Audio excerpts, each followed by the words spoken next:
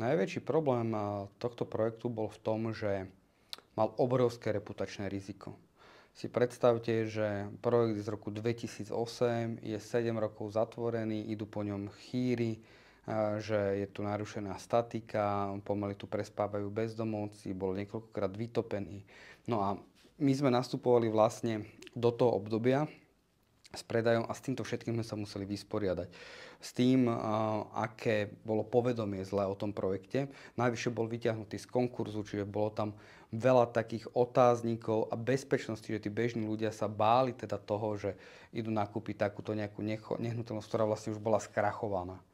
Nám sa to podarilo vďaka tomu marketingovému nastaveniu, vďaka tomu, že sme dokázali pooslovať tzv. Šuš marketing a by som to nazval, že tuzexový marketing, že sme ponúkali niečo podprahovo, podpultovo, čo ešte v podstate nebolo nikde zverejnené a tá naša skupina našich klientov mala vlastne také exkluzívne právo byť prvá pri tom rozhodnutí a vybrať si byt, ktorý by uznali ako najvhodnejší pre nich predtým, než ešte tá informácia bola vlastne verejná.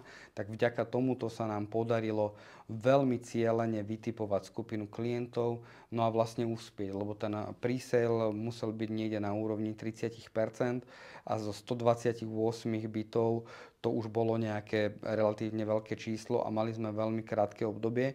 A ešte v tom období, to boli rok 2016, myslím, 15, 16, 17, tie sociálne siete nemali také obrátky, ako majú dneska. Takže to bolo vyslovene o množstve kontaktov, oslovovaní klientelov, presviečaní ich, že áno, ten projekt nie je skrachovaný, nie je tu narušená statika, mali sme rentgenované priečky, čiže množstvo takýchto argumentov.